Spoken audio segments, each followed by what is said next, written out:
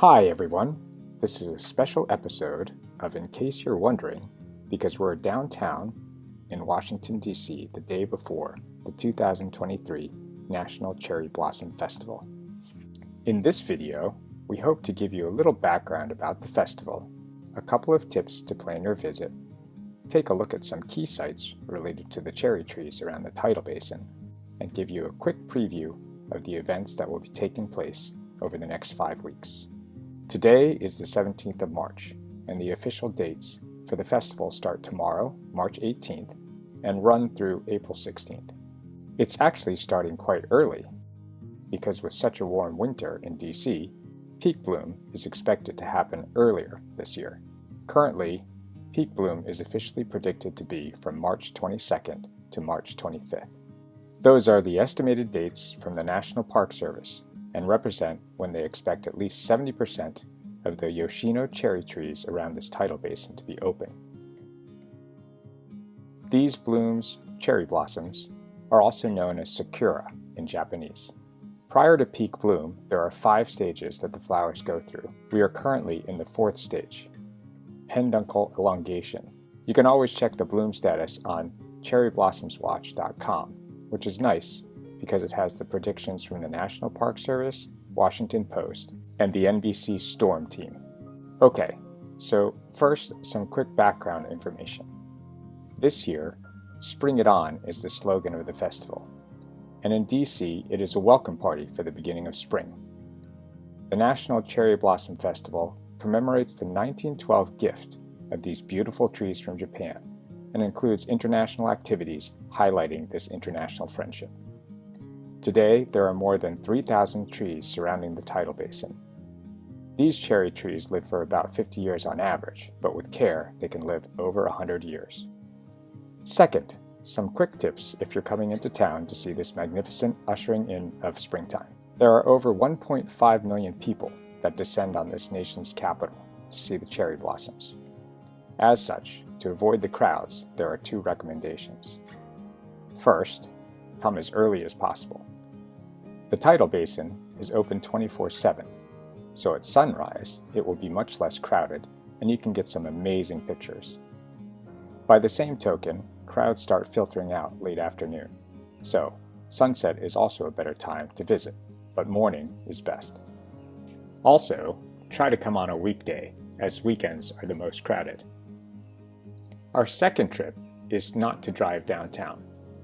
There will be a lot of street closures and rerouting, and parking is limited. If you have to drive, try to reserve a spot using Spot Hero, or if you're getting there super early, you can head towards Ohio Drive and follow the signs for parking. Usually, street parking is along Ohio Drive from the tidal basin to Haynes Point. We would recommend either taking the Metro to the Smithsonian stop and walking 15 minutes to the basin, or you can get on the DC Circulator bus at a more remote location and hop off at the tidal basin. Tip number 3, dress in layers.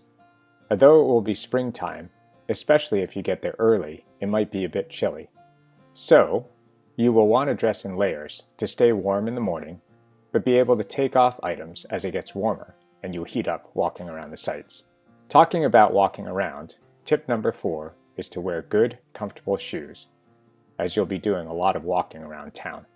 Finally, our last tip is that there are alternative venues to see the cherry blossoms if the crowds are a bit much. You can take a paddle boat out on the tidal basin to get a unique view, and downtown you can head to areas outside the tidal basin, including the Washington Monument, West Potomac Park, and Haynes Point, or East Potomac Park. Finally, outside of downtown DC, cherry blossoms can be seen at the National Arboretum, in Dunbarton Oaks, which is in Georgetown, at Arlington National Cemetery in Arlington, Virginia, and in a cute neighborhood called Kenwood, Bethesda. Walking around the tidal basin, there are a number of key historic sites to see. First, there is the indicator tree. It is located east of the Jefferson Memorial. If you're heading southwest on Ohio Drive, there's a path that heads to the tidal basin. The indicator tree is in between 2 paths on the way there, as shown on this map. It is called the indicator tree because it reliably blooms 7 to 10 days before peak bloom. It helps the National Park Service predict peak bloom each year. Second is the Japanese pagoda. It is a stone statue that was given as a gift by the mayor of Yokohama, Japan in 1957. It is nestled amongst the trees on the western bank of the Tidal Basin, immediately adjacent to the southern entrance of the FDR Memorial. As with all pagodas, the tiered structure represents the 5 elements from bottom to top: earth, water, fire, wind, and sky. At the base of the pagoda, you can find a carving of the Buddha sitting on a lotus flower, as well as some commemorative plaques. Next to it sits some of the oldest cherry trees on the Tidal Basin. One little-known fact is that though the first batch of cherry trees from Japan were given in 1910, they were infested with insects and nematodes and had to be destroyed. In 1912, a second batch of over 3,000 cherry trees were donated, creating the beautiful scene you see today. The third structure we want to point out is the Japanese stone lantern. It is located in West Potomac Park, next to the Tidal Basin.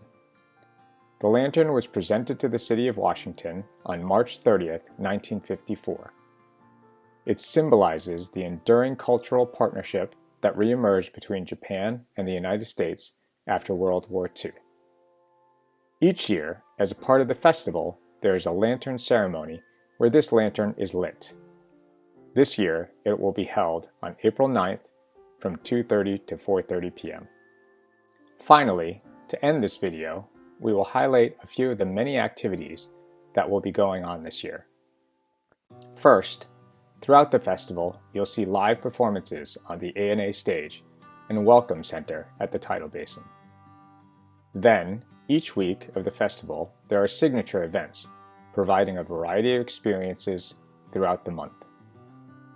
On March 25th, there are a number of attractions, including the Blossom Kite Festival, which will be on the Washington Monument grounds from 11 a.m. to 5:30 p.m.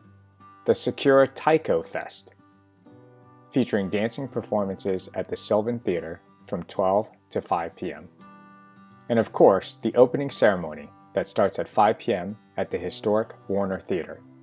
Art in the Bloom will be hosted at the Anderson House from March 27th to March 30th, where floral arrangements provide a unique addition to the historic museum containing arts and artifacts preserved by the American Revolution Institute of the Society of Cincinnati. On April 1st, enjoy an unforgettable festival at the Long Beach Aquatics and Fitness Center from 3 to 7 p.m.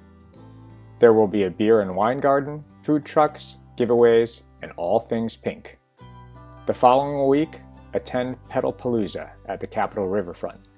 It will be on April 8th from 1 to 9 p.m. It is an all-day long, all-ages celebration that brings art, music, and play. The evening is capped by the dazzling choreographed official National Cherry Blossom Festival fireworks show, set to music starting at 8:30 p.m. Please like and subscribe, share this video with friends, and enjoy the festival.